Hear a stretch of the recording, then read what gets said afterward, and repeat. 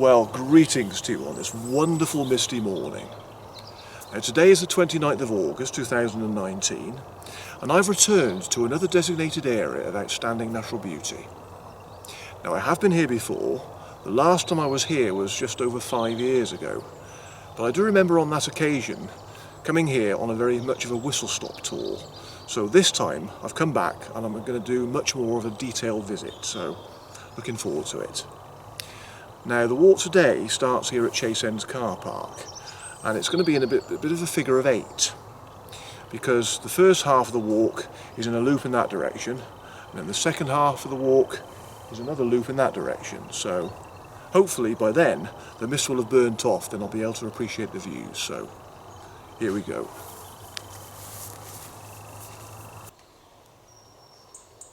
From Chase End Hill car park, I followed the lane west and descended the slope between banks and trees. As the road swept left, I kept right on a track leading to Tony's farm. After several steps, I passed Tony's cottage on the right and looked for a gate in the left boundary. Going through it, I bore left along a rectangular pasture to a kissing gate and walked straight down the field, heading south, with woodland on the right.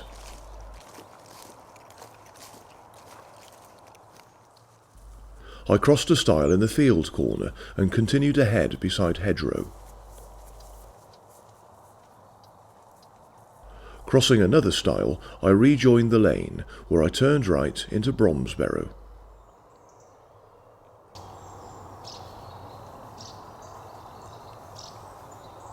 Well, I've now reached Bromesberrow. As I arrived here, I passed a really friendly lady walking her dog, and I just asked her, I said, "Excuse me, do you actually pronounce this village Bromesberrow or Bromesberrow?" And she said, "Well, I've always called it Bromesberrow, but I don't actually really know what the correct way of pronouncing it is. I'll have to look into it," she said. So by asking that question, I've now gone and thrown a spanner in the works. The reason I asked the question was because when you look at the map and on various road signs, there are two ways of spelling it. Sometimes it's spelt Bromesberrow, sometimes it's spelt Bromesberrow. So that's why I asked the question. So it would appear there's no correct way of pronouncing it.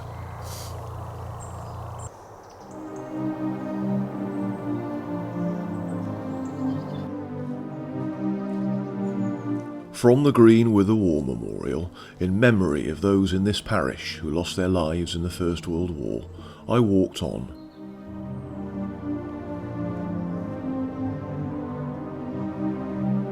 Keeping ahead, I passed St Mary's Church of England School on the left.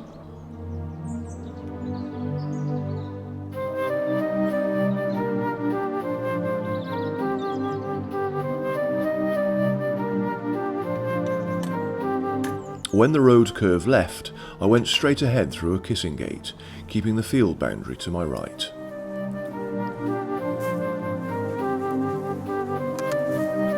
As I neared the top of a slope, the spire of St Mary the Virgin came into view. I went through a gate by the buildings of Bromesberrow Court and walked to the Grade 2 listed church.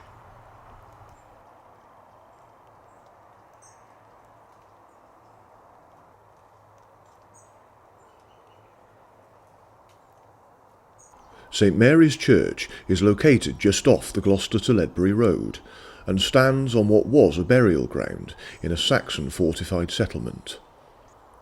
The present church was built around 1170, but has had regular additions, particularly in the Victorian era. It now stands alone next to a local farm, between the villages of Bromesberrow to one side and Bromesberrow Heath to the other. The church is always open. Campanologists regularly visit to practice on the 6 bells. The side chapel houses 2 original 1642 Civil War standards, and usually one royalist and the other parliamentarian.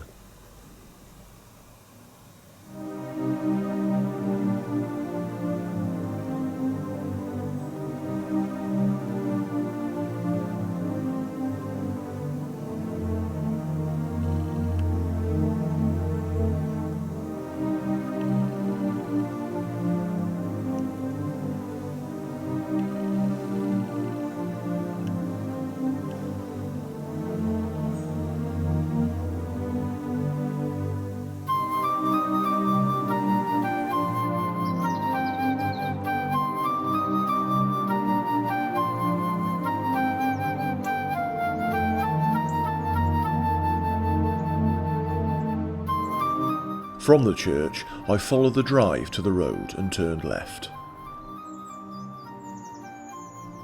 I passed the village hall and at the next left-hand bend went through a gate on the right.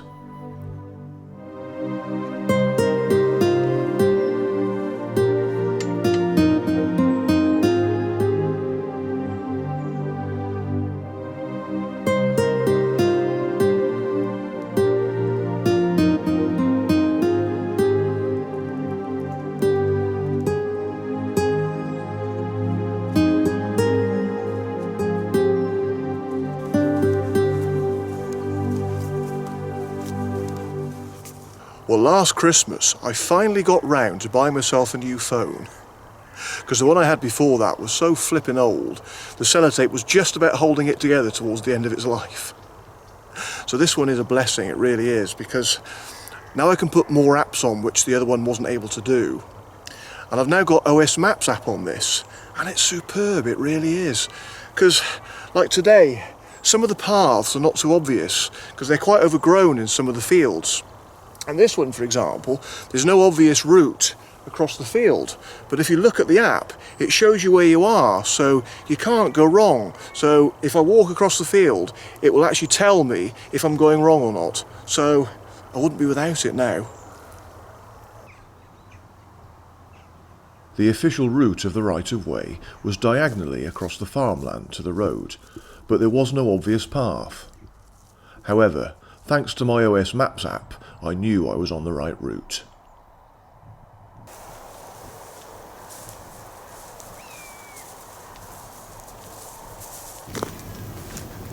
I had to laugh. As I was crossing that field just now, I could see a cyclist at the edge of it. He must have been cycling along this lane here, and he just pulled over, and I could see him. He just pulled over and had a Jimmy Riddle behind the bush. And I was stood there right in the open. How could he not see me? But he carried on. Perhaps he did see me. He probably just thought, stuff it, I'm desperate. I just need to go and have a Jimmy Riddle. I'll get on with it.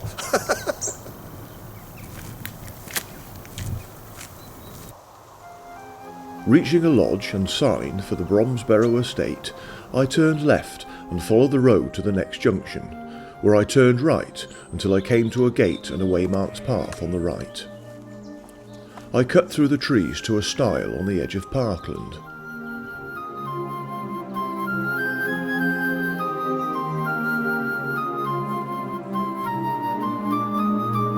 Again, there was no obvious path here, but I struck out diagonally left, ascending the grassy slope, and at the top, on the horizon, I could see Bromesberrow Place with a lake in front.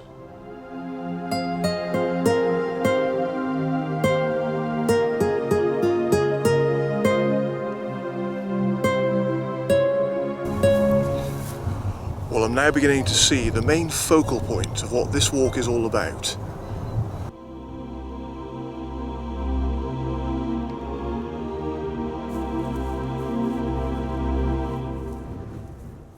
As I headed in the direction of the hills in the distance, I rejoined the lane to turn right back to Chase End Hill car park. Well, I'm back at Chase End car park now, so that means I've done the first loop of this figure of 8 walk. So now the fun starts as I start to do the second loop.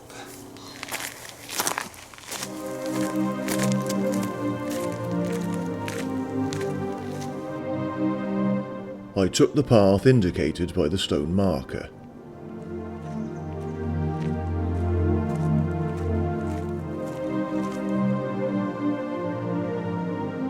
Emerging from the woods, I continued northwards on a clear track as I climbed the slopes of Chase End Hill.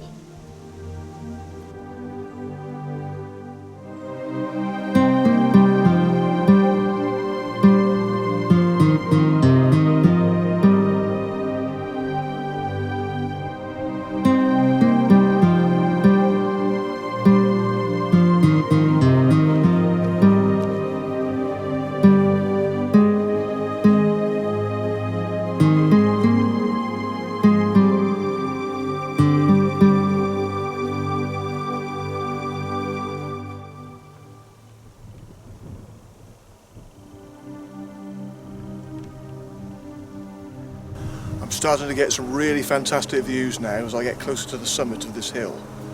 So, nearly there.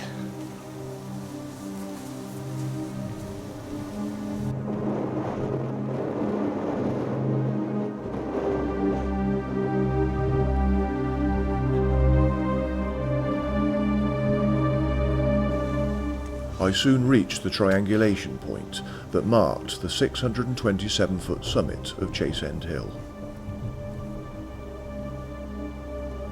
Well, now that I'm standing on the summit of Chase End Hill, I am now on the first and last peak of the Malvern Hills. As the only hill in the Malverns that falls within Gloucestershire, it is perhaps not surprising that Chase End Hill is locally known as the Gloucestershire Beacon. The views over the Severn Plain to the east were fantastic, which contrasted sharply with the rolling Herefordshire countryside to the west.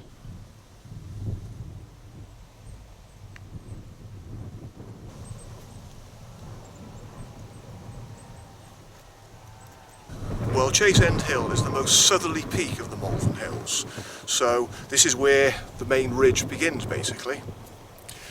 Now, as I said earlier, the last time I came to the Malverns was just over 5 years ago, and on that occasion it was very much a whistle-stop tour. So starting today I am going to be doing a much more thorough visit of the Malverns, because it really is a beautiful area, and it's somewhere I haven't visited as often as I'd like really. It's a place that I keep saying to myself, whenever I do come, why don't I come here more often? So anyway, it's really nice to come back here today and see it in more detail.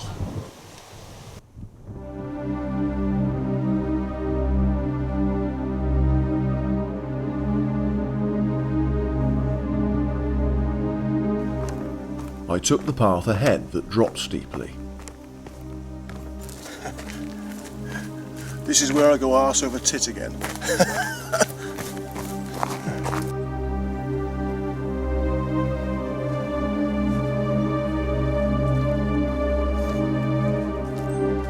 I descended to a hedged path, which led to a lane at the remote hamlet of Whiteleaved Oak.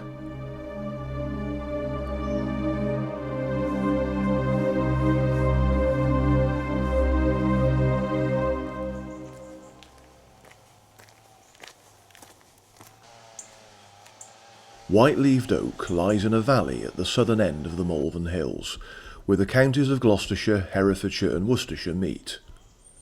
It is a delightful place, a haven of peace far away from the cares of the world, with a scatter of attractive white painted stone and half-timbered houses situated under the hills. The village stocks, once used for punishing local offenders, still remain.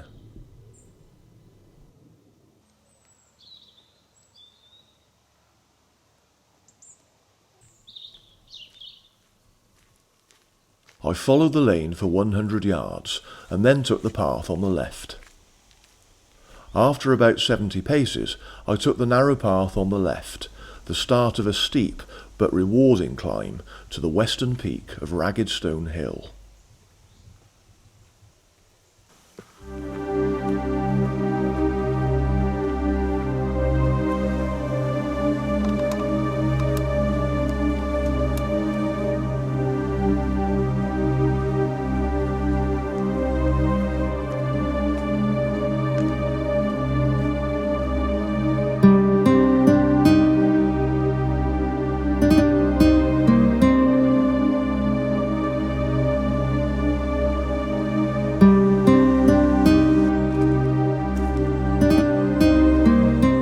As my path emerged from the woods, I could see the full splendour of Ragged Stone Hill.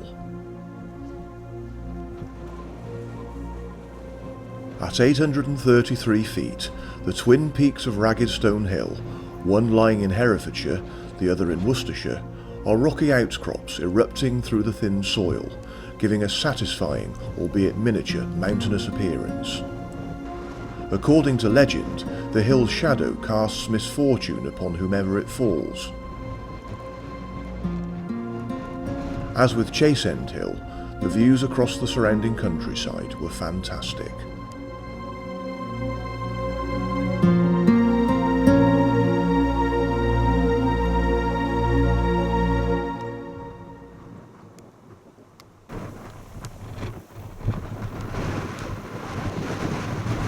Well, I'm standing on the top of Raggedstone Hill now, and boy, it's windy. Wow. But it's really nice. It's not cold at all. It's still really warm, and it's just blowing away the cobwebs nicely. Really refreshing up here, and the views are absolutely to die for. And from here, I can actually see more of the Malvern Hills as I look north.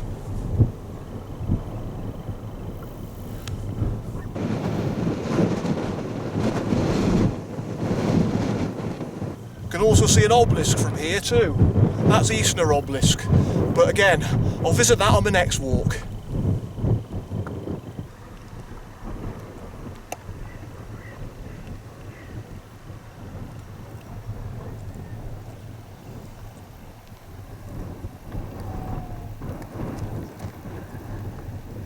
Okay, well that was Raggedstone Hill. Time for me to move on.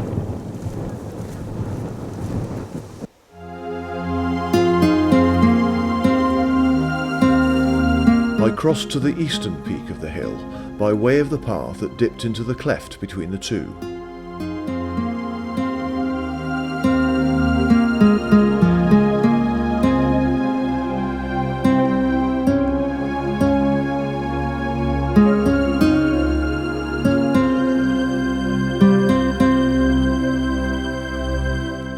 I then took the wide descending path northwards. In a quarter of a mile, this joined a track, where I turned left to pass through a 5-barred gate to meet the road at Hollybush.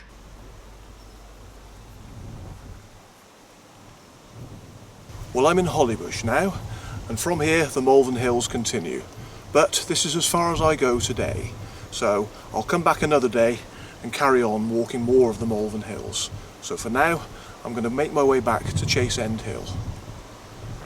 Retracing my steps to the 5-barred gate, I ignored the turn on the right from which I had earlier descended, and followed the wide and level path.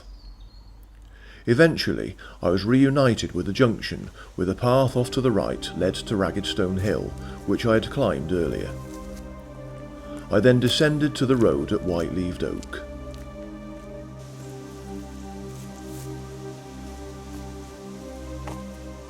Beyond Cider Mill Cottage, I took the track on the left and retraced my steps along the path to climb back onto the summit of Chase End Hill.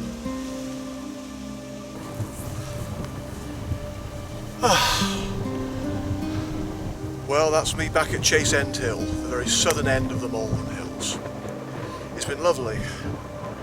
It's been nice to explore a little bit of the Malverns a bit more thoroughly, and there's a lot more to see. So, next time, I'm looking forward to seeing more.